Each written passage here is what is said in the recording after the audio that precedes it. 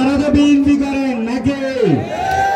BNP যারা করেছেন তারা শুধু কর্মী থেকে জনাব তারেক রহমান এবং চেয়ারপারসন খালেদা জিয়া পর্যন্ত মামলা খেয়েছেন। আপনারা মামলা খেয়েছেন। তাহলে এমন কোন নেতা কি বিএনপির বাকি আছে যিনি মামলা খান নাই? আছে, আছে। উনি কোন বিএনপি করেন আমি জানি না। তিনি আজও একটি মামলাও খান নাই। উনি আওয়ামী লীগের দূষণ, উনি আওয়ামী লীগের পাশ হাঁটালো। এই জন্য ওনাদের বিরুদ্ধে মামলা হয় নাই। প্রিয় এলাকাবাসী, আওয়ামী লীগের লোক বিদায় আওয়ামী লীগের লোক ওনাদেরকে মামলা দেয় নাই। বাড়ি ঘরে থাকতে পারেন না। আপনারা মামলা হামলায় জর্জরিত ছিলেন।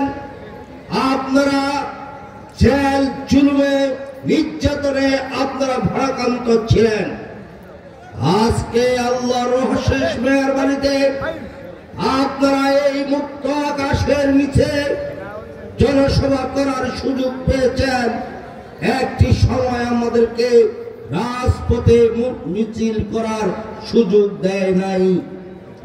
প্রিয় ভাইয়ের আমার, আজকে আমাদের দল এখনো ক্ষমতায় আসে নাই, নির্বাচন হয় নাই, একটি অন্তর্বর্তীকালীন সরকার ক্ষমতায় এখন আছে।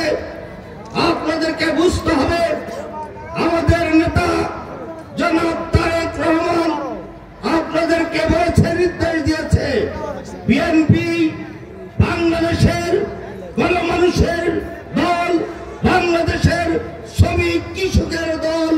বিএনপিকে, বিএনপির কর্মীদেরকে এদের পাশে থেকে এই স্বৈরাচার যে অত্যাচার অনাচার করেছে, নির্যাতন নিপীড়ন করেছে এই বাংলাদেশের জনগণের উপরে, সেই যেন আমাদের দল যেন সেগুলা না করে। বাংলাদেশ জাতীয়তাবাদী দল বিএনপির একটি নিয়ম শৃঙ্খলা আছে, গঠনতন্ত্রের একটি নিয়ম আছে। এই শেখ হাসিনা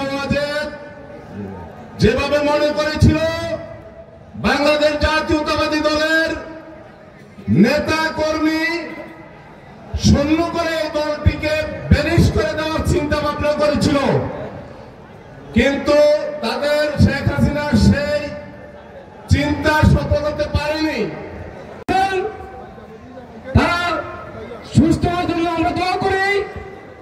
আপনারা জানেন আমাদের নেত্রী, দেশনেত্রী বেগম খালেদা জিয়া দীর্ঘ 16 বছর নির্যাতন করে এসব আওয়ামী সরকার যেভাবে কষ্ট দিয়েছে, আমাদের তারুণ্য অহংকার তার সবকে যেভাবে নির্যাতন করেছে। আপনারা দেখেছেন 5 আগস্ট ওই খুনি হাসিনা বাংলাদেশ থেকে বিতাড়িত যেভাবে হয়েছে। আজকে সেরা বাংলাদেশের জনগণ বিএনপি বাংলাদেশকে একটি প্রাণকে তাড়া দিয়েছে। ইনশাআল্লাহ আজকে প্রমাণ করেছে সোনান রূপসা দত্তের ইউনিয়নে আলাইজামে আহমেদ সাহেবের ঘাটি, দানিশ শীষের ঘাটি নাকি আপনারা প্রমাণ করেছেন। ওই নির্যাতিত নেতাদেরকে দিয়ে আমাদের এই ওয়ার্ড কমিটি সম্পূর্ণ করা হবে। সংগ্রামী আমার, আমি আমার নেতাকে একটি কথাই বলবো, নেতা আপনি জানেন এই 16 নম্বর ইউনিয়ন ওই পশ্চিম মহলের একটি অংশ। এই 16 নম্বর ইউনিয়নে বিএনপির সংখ্যা কম।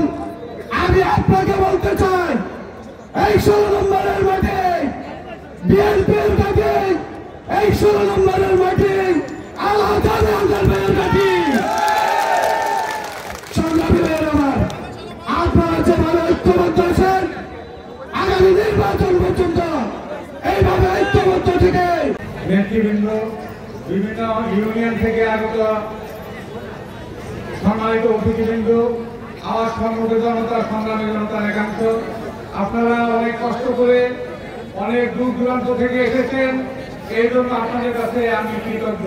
80 দশকের সাবেক ছাত্র নেতা, চাঁদপুর জেলা বিএনপির সাবেক সর্বাধিক সাধারণ সম্পাদক, ফরিদগঞ্জ উপজেলা বিএনপির সাবেক সভাপতি, চাঁদপুর জেলা বিএনপির সহ সভাপতি, ফরিদগঞ্জ উপজেলা বিএনপির সিনিয়র যুগ্ম আহ্বায়ক জনাব মোহাম্মদ শরীফ মোহাম্মদ জলিল ভাই, উপজেলা ছাত্রদলের সাবেক ছাত্র নেতা ও যুব নেতা, ফরিদগঞ্জ উপজেলা বিএনপি। আজকের এই বিশাল জনসমাবেশের একটি কথা বলে দিব, যিনি 2018 সালে বাংলাদেশ জাতীয়তাবাদী দল থেকে বেগম খালেদা জিয়া, তারুণ্যের অহংকার জনাব তারেক রহমান ওনার উপরে বিশ্বাস এবং আস্থা রেখে দানের শীষ ভোটে দিয়েছেন। আগামী জাতীয় সংসদ নির্বাচনে ওনার উপরে বাংলাদেশ জাতীয়তাবাদী দল আস্থা রাখবে। সেটা থেকে আমরা মুক্তি পেয়ে বিএনপিকে শক্তিশালী করার জন্য আজকে সারা ফরিদগঞ্জে আলাদা হান্নান সাহেবের নেতৃত্বে, বিএনপির নেতৃত্বে আজকে সকল ইউনিয়ন পর্যায়ে, ওয়ার্ড পর্যায়ে আমরা সংগ্রামের মাধ্যমে এই বিশাল সমাবেশ করে সহ যুবদল, ছাত্রদল, বিএনপি, পৌর বিএনপি সকল নেতৃবৃন্দকে ধারাবাহিকভাবে প্রত্যেক ওয়ার্ড থেকে শুরু করে প্রত্যেক ইউনিয়নের জনসভা চলেছে।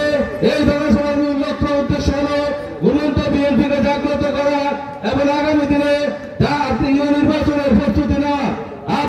ইউনিয়ন থেকে বিপুল ভোটে ধানের শীষে জয়যুক্ত করবেন এই আশাবাদ ব্যক্ত করে আমার বক্তব্য শেষ করলাম।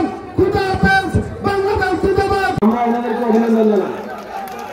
আমাদের মাঝে ফিরে আছেন সাবেক ছাত্র নেতা